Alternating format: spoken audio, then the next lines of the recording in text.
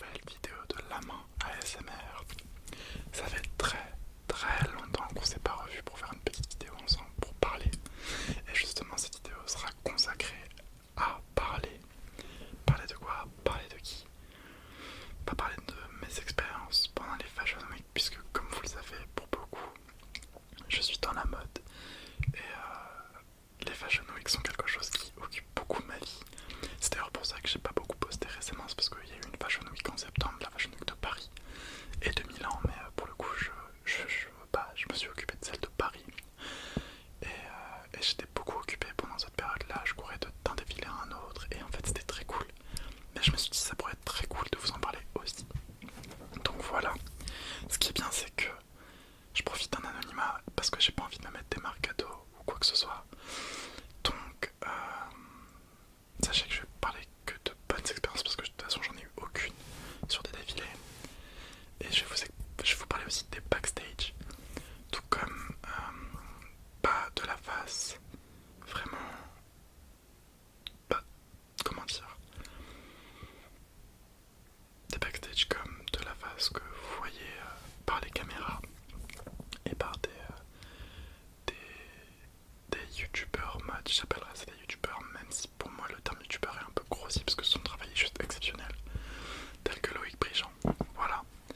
Donc parlons aujourd'hui de cela. Je suis désolé si vous entendez des bruits derrière, c'est mon chat qui, encore une fois, traîne dans les parages. Donc concernant la Fashion Week, il faut savoir que la première fois que j'ai approché la Fashion Week, je dis bien approché, pas interagi vraiment avec, c'était en septembre de l'année dernière, puisque j'avais un projet qui était infiltré la Fashion Week et la documenter. De ce fait là, on était une équipe de 5 à 6 personnes je crois, à devoir faire un mini reportage et on a essayé d'aller sur le plus de défilés possible, faire le plus de choses pour voir le plus de choses, essayer de gratter l'inclus sur des défilés. Avec du recul, je me rends compte que c'était un peu suicidaire de nous demander ça, parce que taper l'incrust dans des défilés c'est compliqué, les nombres de places sont très précis, rajouter une personne c'est vraiment compliqué. Donc c'était un projet qui n'était pas simple, mais mine de rien, on a réussi avec mon équipe à pouvoir à ce qu'une des personnes de notre équipe puisse assister au défilé Pierre Cardin qui avait lieu en septembre 2023, qui était comment ça s'appelle, à l'espace Niemeyer. C'est l'ancien siège du Parti communiste français. Et en fait, c'est magnifique. Personnellement, j'adore l'endroit, c'est de l'architecture brutaliste. C'est vraiment somptueux. Et de ce fait, on avait sympathisé avec l'ambassadrice de Suisse aux Nations Unies, si je ne dis pas de bêtises, parce que tout le monde, je dis bien tout le monde, enfin personne ne l'a calculé. Euh, devant le défilé, il y avait déjà les journalistes, déjà les photographes, déjà je dirais la presse et les fans. Et de ce fait là, la pauvre, elle galérait parce que elle a eu des soucis au niveau. Enfin, elle a eu des soucis qui la concernent, je pense. C'est pas à moi de dire ça. Mais de ce fait là, elle avait besoin d'aide. Et on est venu pour ça. Enfin, en fait, on était devant parce qu'on attendait pour essayer de gratter l'incruste. Et du coup, nous, on l'a été naturellement parce que juste c'était normal pour nous. Donc on a été voir l'équipe qui était juste à côté, on leur a parlé, on l'a aidé et juste après on a quand même essayé de gratter notre petite incruste en disant ouais on a aidé cette personne là mais du coup est-ce que c'est possible de faire rentrer une personne? Et ça s'est joué à la dernière minute, on est venu nous chercher, on nous a dit ouais je sais pas. Puis à la dernière minute la personne était adorable, elle est venue nous chercher, on a eu extrêmement beaucoup de chance sur ce coup là, parce que c'est vraiment impossible de rentrer dans un défilé je crois quand on est, enfin c'est très compliqué quand on n'est pas invité ou prévu sur la liste, que ce soit en sitting ou en standing. Standing même, c'est censé être un nombre précis, des gens précis, et prévu à l'avance. Si t'es pas prévu à l'avance, c'est compliqué. Déjà pour des règles de sécurité, parce que vous l'aurez vu récemment, il y a de plus en plus de messages d'associations sur les défilés. Donc les marques, forcément, et les maisons de couture ne sont pas fans de ce message-là. Elles trouvent que ce n'est pas le moment pour en parler. C'est leur avis, pas le mien.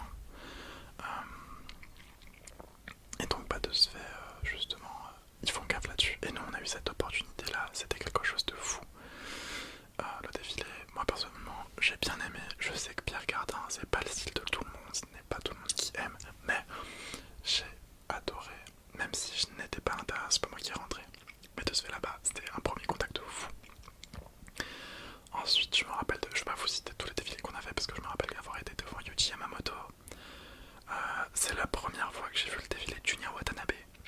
Parce qu'on pouvait le voir depuis l'extérieur, c'était dans une salle avec des vitres et je l'avais vu. Et c'est là où je suis tombé amoureux de la marque, vraiment. Jusque là je la connaissais vaguement, mais franchement, quand j'ai connu Junya Watanabe, j'ai fait waouh, ok, bon bah, c'est bon, t'es dans mon cœur.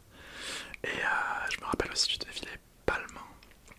J'avais fait aussi, c'était pas Copernic, c'était, je sais plus, c'est quelque chose que je confonds, je sais pas pourquoi je les confonds toujours, Copernic et Marni, voilà, Copernic et Marni. Donc j'étais allé devant, je crois que c'était au niveau juste à côté du centre Georges Pompidou à Paris pour ceux qui connaissent. Et de ce fait là, on a vraiment pas pu voir, pas l'envers du décor, mais là, le devant de la façade. Au sens où, bah, de ce fait, on voyait vraiment les célébrités arriver, on voyait comment ça se passait avant, parce que quand on arrive 1 heure ou 2 heures avant, c'est-à-dire quand il n'y a pas encore de photographe, bah on a encore le staff devant. Ah c'est pareil, je me rappelle, c'est sur aussi ce défilé là, enfin cette fashion week là, on a été devant le défilé Martin Margiela, qui était, enfin pour l'instant c'est encore officiellement dirigé par notre, enfin comment il s'appelle, punaise, j'oublie ce prénom alors que je l'adore, enfin j'adore ses créations, John Galliano, par John Galliano, qui avait d'ailleurs le somptueux défilé haute couture de janvier. Et du coup on a été devant. On n'a pas pu rentrer parce que c'était en sous-sol, c'était très petit. Même si on a parlé avec des cousettes. Des cousettes c'est les petites mains en atelier qui cousent, qui sont là pour ça. Et je trouvais ça génial parce qu'on a appris tellement de choses. On a vraiment pu... Enfin, elles n'ont pas voulu nous accorder d'interview pour notre documentaire parce qu'elles aiment bien l'anonymat. Mais en fait c'était tellement beau comme passage enfin comme témoin d'expérience, de leur parler. Parce qu'elles avaient travaillé avec Martin Margiela, avec de ce fait John Galliano, avec beaucoup de gens, et c'était fou. Passons à... J'ai aussi été au défilé Balmain de septembre 2023 qui était au Palais de Tokyo, ça je m'en rappelle. Enfin, non, c'était pas au Palais de Tokyo, c'était au Palais de Chaillot, qui est juste à côté. Je me rappelle que j'étais devant, j'étais arrivé tard, il pleuvait, si je dis pas de bêtises, enfin il pleuviotait. À la fin, je sais qu'ils ont jeté des roses de l'autre côté, mais je peux plus y aller parce qu'il y avait trop de monde. Et ce qui était très drôle, c'est que une fois que les célébrités de la musique coréenne sont arrivées, vraiment beaucoup de gens sont partis, ce que je trouvais dommage. Parce que du coup, enfin, il n'y a pas que, je comprends que ce soit peut-être les idoles qu'on veut voir pour beaucoup de gens, mais il y avait vraiment plein de gens intéressants. Et puis au-delà de ça, c'est pas qu'une histoire de personnes que tu veux voir, c'est aussi une histoire de look. Les looks étaient tous incroyables. Je sais, ça se dit pas, hein, c'est juste dans mes expressions personnelles. Donc voilà, personnellement, vraiment, Balmain, j'en tire un bon souvenir puisque c'est aussi le seul moment où j'ai pu voir Anna Wintour. De loin, de très loin, mais j'ai vu Anna Wintour. Et ça, franchement, quand on est dans la mode, qu'on est en septembre, c'est-à-dire c'était vraiment le tout début de ma première année, et que tu vois Anna Wintour de loin, t'es un peu en mode wow, ok. Enfin, en fait, même de loin, elle dégage quelque chose. C'est Anna Wintour, je veux dire, c'est quelque chose. Enfin, en fait, comment vous dire, Anna Wintour, je vais pas vous faire un dessin sur qui c'est. Rédactrice en chef, pardon, de Vogue World, de Vogue America aussi. Je crois qu'elle est directrice de Condé Nast. Et puis au-delà de ça, elle est... Enfin, sans elle, il y aurait... La mode n'aurait même pas la même aura aujourd'hui. Elle fait partie de ces images et de ces icônes qui font perdurer la mode dans le monde moderne. Donc voilà, ça c'était la Fashion Week de septembre. J'avais pas tout de suite travaillé en Fashion Week, il me semble qu'il y a eu une Fashion Week en novembre, si je dis pas de bêtises, j'ai pas envie de dire de bêtises, mais il me semble. 2023, j'y ai pas été, parce que je m'y connaissais pas beaucoup, j'avais pas le temps, et donc de ce fait c'était pas pour moi. Mais janvier 2024, là il y a des choses à raconter. Donc passons à janvier 2024. Donc janvier 2024, alors c'était quelque chose, puisque c'était la première Fashion Week sur laquelle j'ai vraiment travaillé en tant qu'habilleur. Je me rappelle que le premier défilé que j'avais c'était Econ Lab, un défilé qui était au Palais de Tokyo aussi, avec des créateurs qui étaient jeunes, innovants, qui étaient vrais dans la mode, et j'adore ça. J'adorais le fait que ce soit des gens qui sont un peu... Enfin, il y a des créateurs tels que Daniel Rosberry chez Schiaparelli, tels que Sarah Burton aujourd'hui chez Givenchy, qui sont des créateurs maintenant qui n'ont plus une réputation à se faire et qui sont connus. Et donc de ce fait ils ont une certaine pression sur les épaules, alors que des créateurs qui vraiment commencent, je trouve, n'ont pas autant de pression et ont plus de liberté sur leur création. Et Icon Lab justement c'est ce que on voyait vraiment leurs pattes, leurs trucs, et j'adorais ça, j'ai vraiment compris ça tout de suite.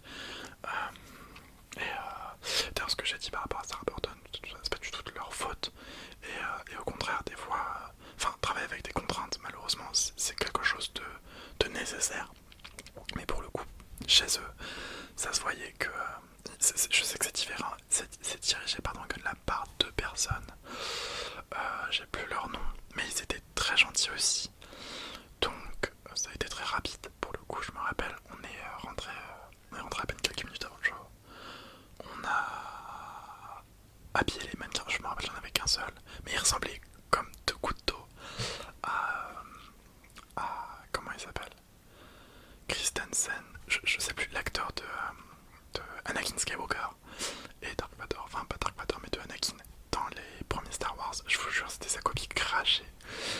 Et donc très cool, première expérience qui a été très brève, parce que du coup vraiment c'était habillé, tu repars, voilà, t'as fait ton job et c'est tout.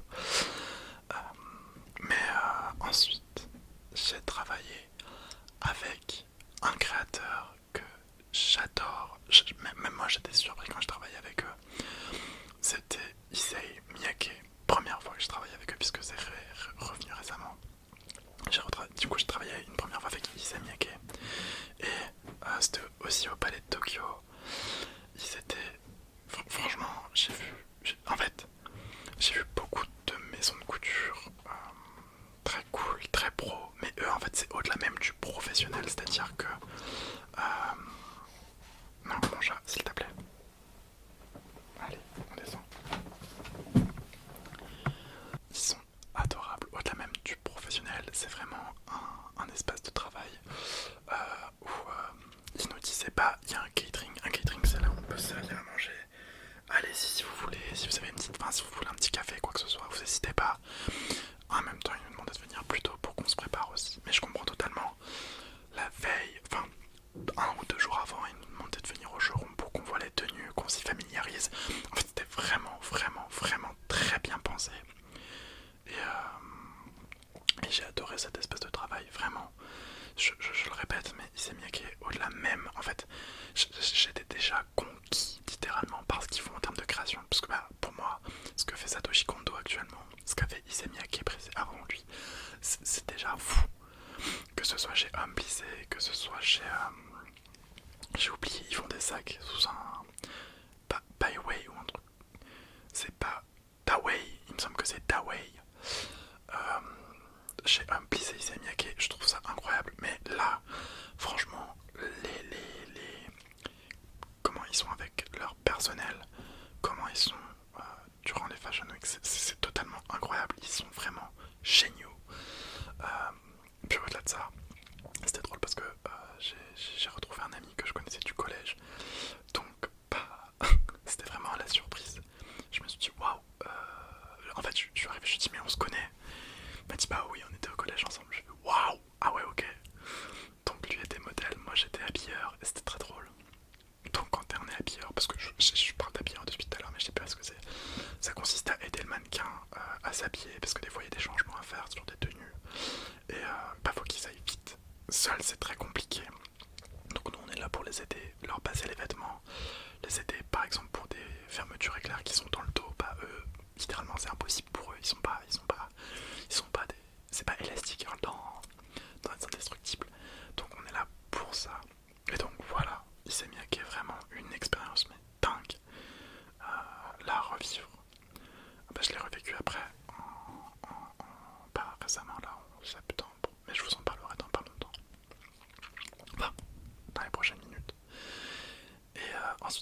quoi d'autre? J'ai fait ensuite la Fashion Week haute couture qui arrivait juste après en février. Il y avait, je me rappelle avoir travaillé pour une marque aussi qui, un créateur il me semble qui est syrien si je ne dis pas de bêtises, Rami Alali. Rami Alali qui est une marque de couture pareil que je ne connaissais pas, enfin alors pour le coup je les connaissais pas. La haute couture j'avoue je m'y connais pas beaucoup, pardon. Mais sincèrement ça a été une très belle découverte puisque bah déjà les équipes c'est pareil, en fait eux c'est encore différent parce qu'ils travaillaient en famille, vraiment il y avait la sœur qui gérait ça, le créateur artistique Rami Alali, le directeur artistique pardon Rami Alali qui gérait tout l'aspect créatif, il y avait son frère qui gérait les équipes et c'était vraiment une façon de travailler que j'ai bien aimé. En fait je les ai toutes bien aimées franchement, aucune n'était mauvaise, mais c'était vraiment différent de l'une à l'autre. D'un côté il y avait quelque chose de très pro avec Econ Lab, chez Issey Miyake avait vraiment une sensation de bienvenue et enfin, on t'ouvre les bras et en même temps en fait genre c'est vraiment on t'ouvre les bras pour que tu travailles dans les meilleures conditions et de l'autre côté bah tu dois ton meilleur et c'est ce qu'on fait, enfin c'est ce que j'essaye de faire en tout cas le plus et ils ont raison, enfin moi je pense que c'est la meilleure manière de travailler. Et chez Rami Alali du coup c'est du travail familial et j'ai adoré ça. Donc du travail familial comme j'ai pu le dire, un défilé qui était somptueux dans une église désacralisée je crois, ou un temple protestant désacralisé, je sais pas trop comment, je sais pas trop ce que c'était, mais l'endroit était somptueux, les robes étaient somptueuses, je me rappelle avoir habillé aussi 2 personnes, à l'origine je devais habiller une personne, au final je me suis retrouvé à habiller 2 personnes, pas de changement de look je crois, peut-être un si je dis pas de bêtises, et j'ai aussi aidé pour la robe finale parce que bah, ils voyaient que j'étais à l'aise.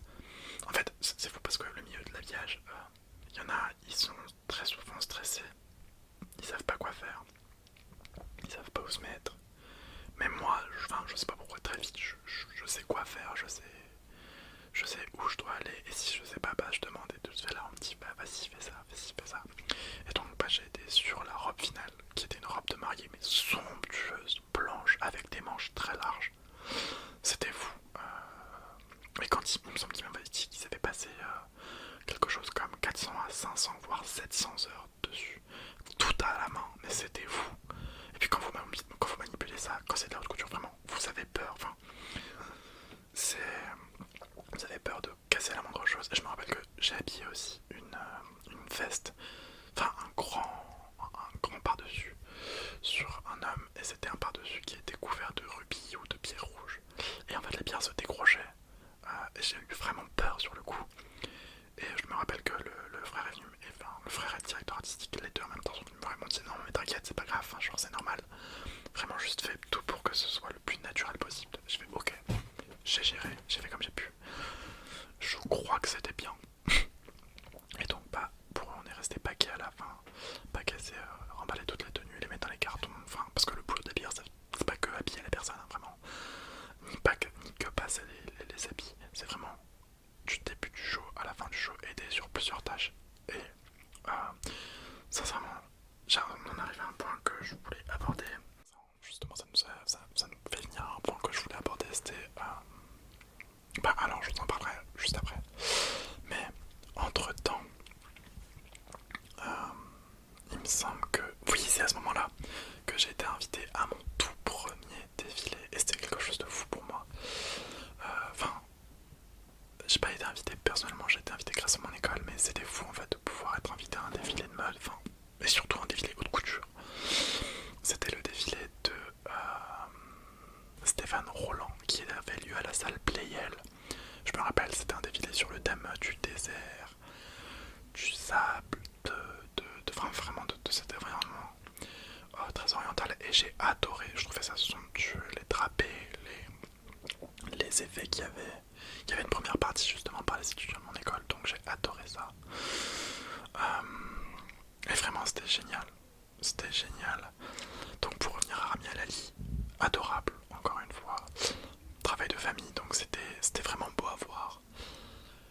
Ensuite, j'ai travaillé pour un dernier show sur cette Fashion Week. D'ailleurs cette Fashion Week, je l'ai faite. J'en ai fait beaucoup des shows sur cette Fashion Week parce qu'en fait,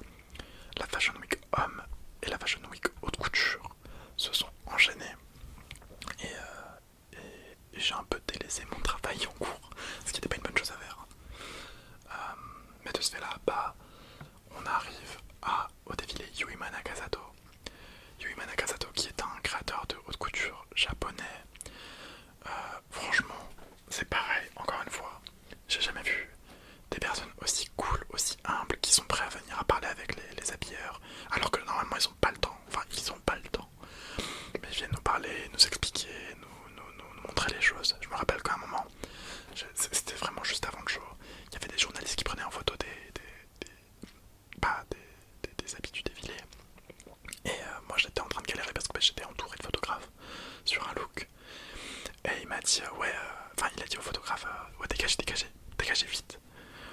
Et vraiment pour me laisser l'espace de travail. Et ça, enfin, peut-être que pour vous ça paraît naturel, mais pour moi c'était vraiment quelque chose de très... Enfin, pour le coup, c'était logique. Enfin, pour moi ça restait logique. Si les photographes restaient, et c'était juste à moi de m'adapter. Lui n'a pas pensé comme ça et c'était adorable. Au-delà de ça, il fait un travail avec de la porcelaine, des shows qui sont vraiment vivants, où il y a l'air de piano était fou. Il y avait un peintre, un danseur qui peignait en dansant. Enfin, c'était fou. C'était vraiment fou. Et j'aimais bien ce défilé qui était un peu interactif. C'était pas juste des gens qui marchent. Ce qui est sympa aussi. Mais là, c'était vraiment quelque chose de plus vivant encore que le défilé original de mode. Et pour ça, au-delà de ça, son vêtement est vraiment particulier. C'est vraiment des textures, des, des façons de faire un vêtement qui sont différentes. Des vêtements courants. Et j'ai adoré ça parce que du coup, c'est vraiment...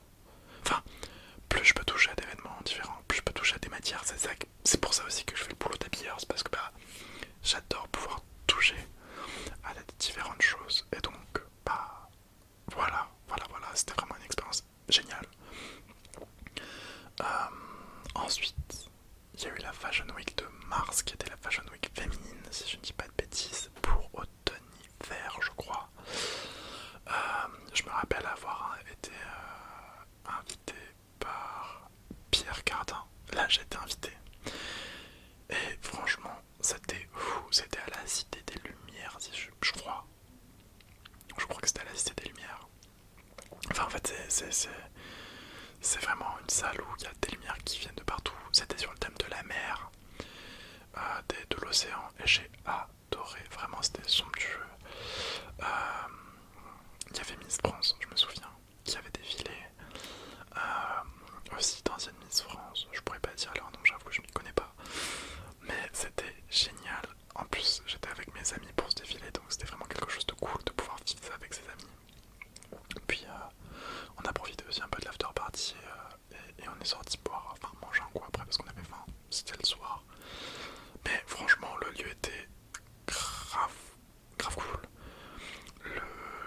L'idée du défilé avec des lumières de partout, enfin, une salle complètement illuminée avec des projections de partout, moi j'ai sincèrement adoré. Et puis voilà, Pierre Cardin, beaucoup de gens aujourd'hui trouvent que ce n'est plus forcément du coup actuel, mais moi personnellement je trouve que si, et que il me semble que c'est le neveu de Pierre Cardin qui a pris la relève, fait du bon boulot.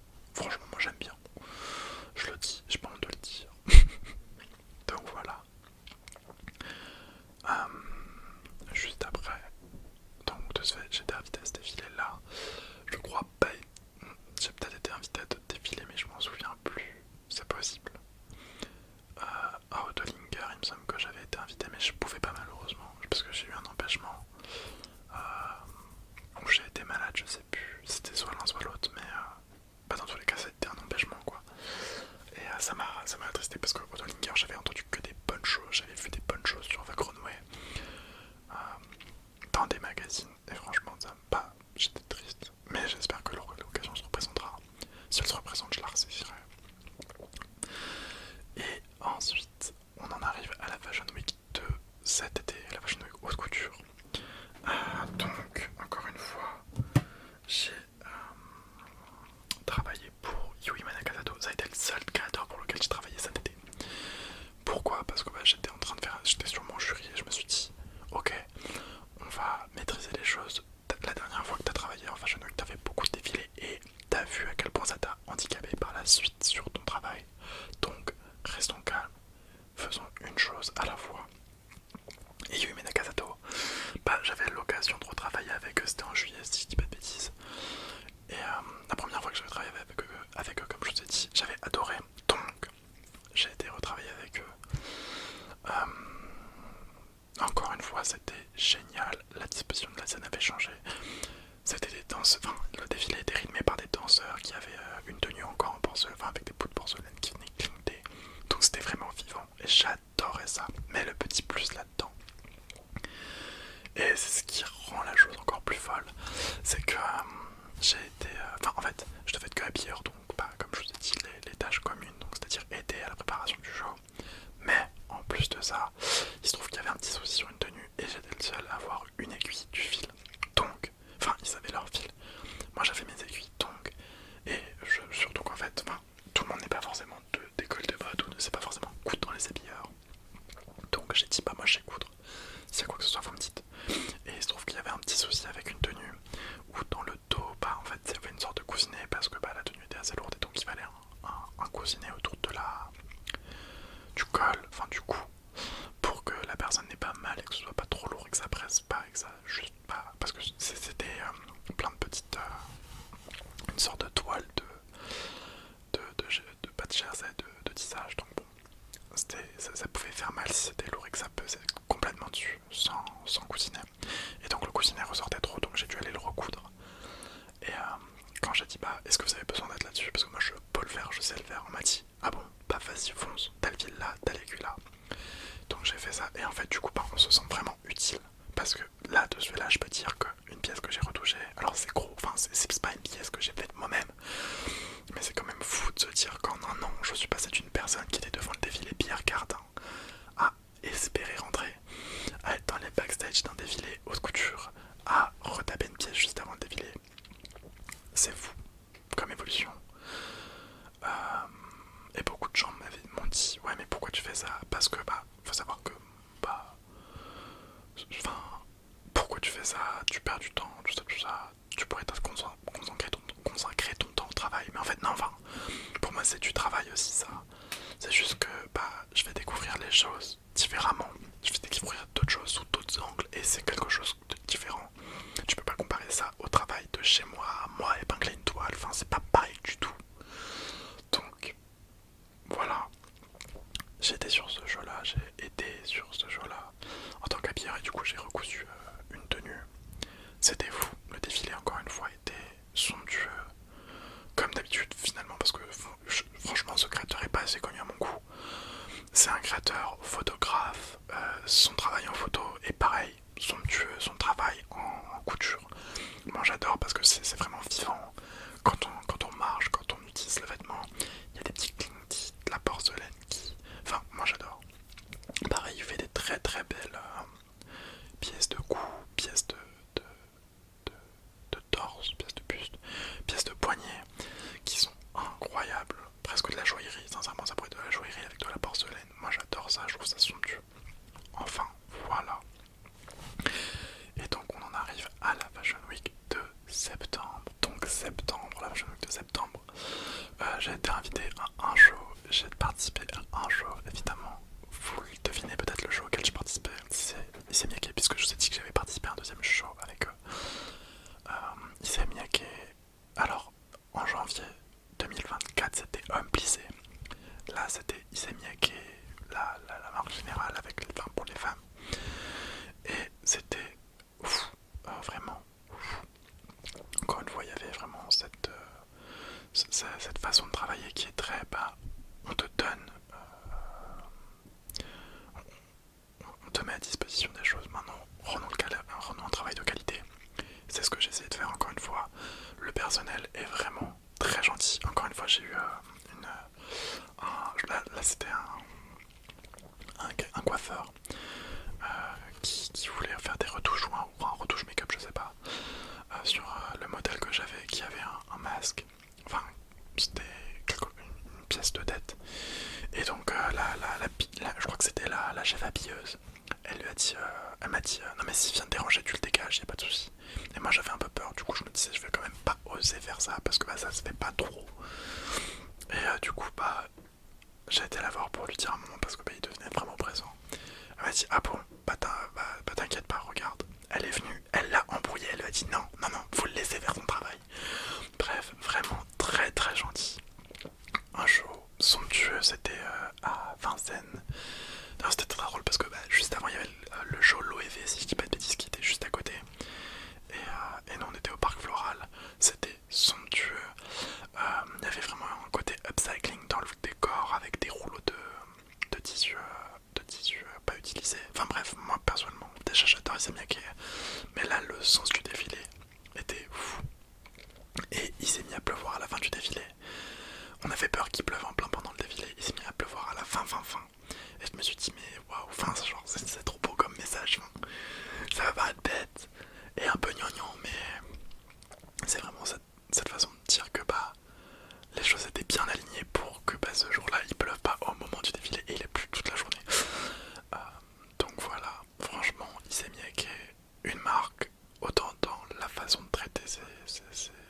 habilleurs, que dans la qualité de ses designs, de ses créations. Enfin, personnellement, je suis archi fan. Archi fan. Et voilà, j'espère vraiment retravailler avec eux parce que à chaque fois c'est un plaisir. Leurs pièces sont toujours magnifiques. C'est toujours pas une expérience professionnelle mais aussi une expérience personnelle parce que du coup je travaille avec des créateurs que j'aime, et puis au-delà de ça je travaille avec des matières qui sont franchement très novatrices. Là je me rappelle avoir vu il me semble que c'était un cache-poussière en papier. En papier, on m'avait dit que c'était du doji, je sais plus comment ça s'appelle. C'est du papier spécial japonais qui est fait pour des encadrements. Et franchement, bref, c'est conceptuel et j'adore Izemiyake, encore une fois. Donc voilà. Et le dernier défilé dont je vais vous parler, c'est le défilé auquel j'étais invité. C'était pas un défilé, c'était Golden Goose qui faisait la présentation de sa nouvelle ligne. Donc événement Golden Goose qui était à l'Elysée Montmartre, auquel j'étais invité avec mon groupe d'amis encore une fois.